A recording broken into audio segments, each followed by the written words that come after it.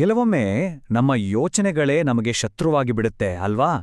ಒಂದು ರೀತಿ ಜೇಡರ ಬಲೆಯ ಹಾಗೆ, ಅದರಲ್ಲಿ ನಾವೇ ಸಿಕ್ಕಾಕ್ಕೊಂಡು ಒದ್ದಾಡ್ತೀವಿ. ಹಾಗಾದ್ರೆ ಈ ಮಾನಸಿಕ ಬಂಧನದಿಂದ ಹೊರಬರೋದು ಸಾಧ್ಯನಾ? ಬನ್ನಿ, ಇವತ್ತು ಈ ಜಟಿಲವಾದ ಪ್ರಶ್ನೆಗೆ ಉತ್ತರ ಹುಡುಕೋಣ.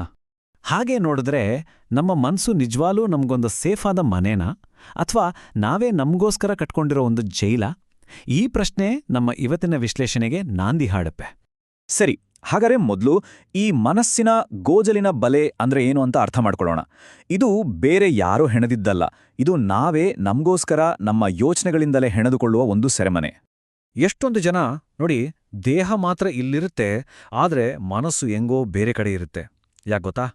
ತಮ್ಮ ತಲೆಯೊಳಗೆ ನಡೆಯೋ ನಿರಂತರ ಯುದ್ಧದಿಂದಾಗಿ ಒಂದು ಮುಗಿಯದ ನಿಷ್ಪ್ರಯೋಜಕ ಆಲೋಚನೆಗಳ ಹೊಳೆ, ಅದರ ವಿರುದ್ಧ ಹೋರಾಡ್ತಾ ಇರ್ತಾರೆ. ಹಾಗಾದ್ರೆ ಸ್ಪಷ್ಟವಾಗಿ ಹೇಳೋದಾದ್ರೆ ಈ ಮಾನಸಿಕ ಬಲೆ ಅಂದ್ರೆ ಏನು? ಇದು ನಿನ್ನೆ ಆಗಿ ಹೋದ ವಿಷಾದಗಳು ಮತ್ತೆ ನಾಳೆ ಏನಾಗುತ್ತೋ ಅನ್ನೋ ಆತಂಕಗಳು, ಇವೆರಡರಿಂದ ನೇಯ್ದಿರೋ ಒಂದು ಉಸಿರುಗಟ್ಟಿಸುವ ಬಲೆ. ಇದರಲ್ಲಿರೋದು ಬರೀ ನಿಷ್ಪ್ರಯೋಜಕ ಆಲೋಚನೆಗಳು ಅಷ್ಟೇ. ಸರಿ, ಈಗ ಮುಂದಿನ ಭಾಗಕ್ಕೆ ಹೋಗೋಣ. ಕನ್ನಡಿಯಲ್ಲಿರೋ ಜೇಡ ಯಾರು ಅಂತ ನೋಡೋಣ. ಅಂದ್ರೆ ಈ ಮಾನಸಿಕ ಬಲೆಯನ್ನ ಯಾರು ನೇಯ್ತಿರೋದು? ಇದರ ಉತ್ತರ ಬಹುಶಃ ನಮ್ಮನ್ನ ಆಶ್ಚರ್ಯಗೊಳಿಸಬಹುದು. ನೋಡಿ, ಪ್ರಕೃತಿಯಲ್ಲಿ ಜೇಡ ಯಾಕೆ ಬಲೆ ನೇಯುತ್ತೆ? ತನ್ನ ಬೇಟೆಯನ್ನ ಹಿಡಿಯೋಕೆ ಅಲ್ವಾ? ಆದ್ರೆ ನಮ್ಮ ಮನಸ್ಸಿನಲ್ಲಿ ಈ ಬಲೆಯನ್ನ ನೇಯುತ್ತಿರೋದು ಯಾರು? ಈ ಒಂದು ಪ್ರಶ್ನೆ ನಮ್ಮನ್ನ ನೇರವಾಗಿ ಸತ್ಯದ ಹತ್ತಿರಕ್ಕೆ ಕರ್ಕೊಂಡೋಗುತ್ತೆ. ಇಲ್ಲಿ ನೋಡಿ, ಎಂಥ ವಿಚಿತ್ರವಾದ ಹೋಲಿಕೆ ಇದೆ. ಒಂದು ಕಡೆ ಪ್ರಕೃತಿಯ ಜೇಡ, ಅದು ಬದುಕೋಕೆ ಆಹಾರಕ್ಕೋಸ್ಕರ ಬೇಟೆಯಾಡ್ತದೆ. ಇನ್ನೊಂದು ಕಡೆ ನಮ್ಮ ಮನಸ್ಸು, ಅದು ಚಿಂತೆಯನ್ನೋ ಬಲೆಯಲ್ಲಿ ತನ್ನನ್ನೇ ತಾನು ಬಂಧಿಸ್ಕೊಡುತ್ತೆ. ಜೇಡದ ಬಲೆಗೆ ರೇಷ್ಮೆ ಆಧಾರವಾದ್ರೆ ಮನಸ್ಸಿನ ಬಲೆಗೆ ಆಧಾರವೇನು ಗೊತ್ತಾ? ಬರೀ ನಿಷ್ಪ್ರಯೋಜಕ ಆಲೋಚನೆಗಳು. ಇದರ ಪರಿಣಾಮ, ಜೇಡಕ್ಕಾದ್ರೂ ಆಹಾರ ಸಿಕ್ಕಿ ಜೀವನ ನಡೆಯುತ್ತೆ, ಆದರೆ ಮನುಷ್ಯನಿಗೆ ಸಿಗೋದು ಮಾತ್ರ ಮಾನಸಿಕ ಸಂಕಟ. ಹಾಗಾದ್ರೆ ನಾವು ಅರ್ಥ ಮಾಡ್ಕೊಳ್ಬೇಕಾದ ಮುಖ್ಯವಾದ ವಿಷಯ ಏನು ಅಂದ್ರೆ, ನಾವು ಯಾವುದನ್ನ ಡೀಪ್ ಥಿಂಕಿಂಗ್ ಅಥವಾ ಆಳವಾದ ಚಿಂತನೆ ಅಂತ ಅನ್ಕೊಳ್ತೀವೋ ಅದು ಎಷ್ಟೋ ಸಲ ನಿಜವಾಗ್ಲೂ ಚಿಂತನೆಯಲ್ಲ, ಅದೊಂದು ರೀತಿ ಮಾನಸಿಕ ಗುಲಾಮಿಗಿರಿ ಅಷ್ಟೇ. ಸರಿ, ಇಷ್ಟೊತ್ತು ಸಮಸ್ಯೆ ಬಗ್ಗೆ ಮಾತಾಡಿದ್ವಿ. ಈಗ ಪರಿಹಾರದ ಕಡೆಗೆ ಹೋಗೋಣ. ನಮ್ಮ ಮೂರನೇ ಭಾಗ, ಈ ಬಲೆಯನ್ನ ಭೇದಿಸುವ ಜ್ಞಾನ.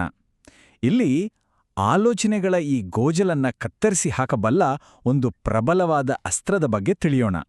ಅದ್ಭುತವಾದ ವಿಷಯ ಏನಂದ್ರೆ, ಈ ಬಲೆಯನ್ನ ಕಿತ್ತೆಸೆಯೋ ಶಕ್ತಿ ಎಲ್ಲೋ ಹೊರಗಡೆಯಿಂದ ಬರಬೇಕಾಗಿಲ್ಲ, ಅದು ಈಗಾಗಲೇ ನಮ್ಮೊಳಗನೇ ಇದೆ.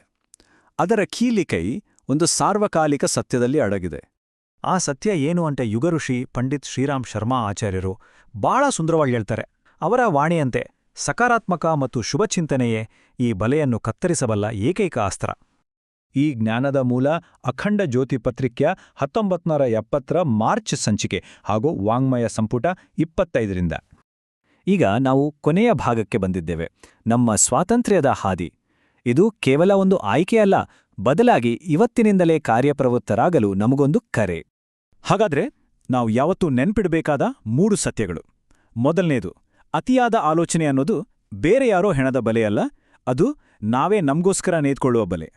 ಎರಡನೇದು, ವರ್ತಮಾನದಲ್ಲಿ ಈ ಕ್ಷಣದಲ್ಲಿ ಬದುಕೋದೇ ನಿಜವಾದ ಸ್ವಾತಂತ್ರ್ಯ. ಮತ್ತು ಮೂರನೇದು, ನಮ್ಮ ಅಸ್ತ್ರ ಯಾವುದು? ಶುಭ ಸಕಾರಾತ್ಮಕ ಚಿಂತನೆ. ಹಾಗಾಗಿ ಪ್ರತಿಯೊಬ್ಬರೂ ಈ ಸಂಕಲ್ಪವನ್ನು ಮಾಡಿಕೊಳ್ಬೇಕು.